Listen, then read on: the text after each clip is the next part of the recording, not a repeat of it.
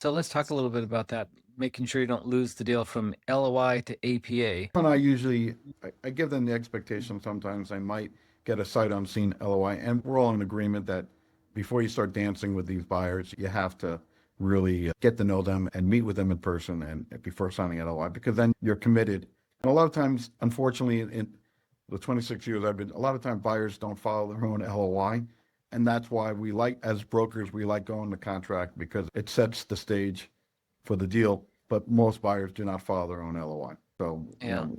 we got to keep, you got to keep it, we got to keep the deal moving, and we got to, if we don't show progress, then that's where the frustrations come in, and that's where you lose the deal. So let's talk a little bit about that, making sure you don't lose the deal from LOI to APA. What are like some of the best practices that need to happen in between to bridge the gap between the LOI and the APA? Any best practices that you like to see to make sure that someone gets across that bridge to the other side? The first step is they got to come through with the deposit. So the expectation, you're going to have that deposit in within 3 to 5 days.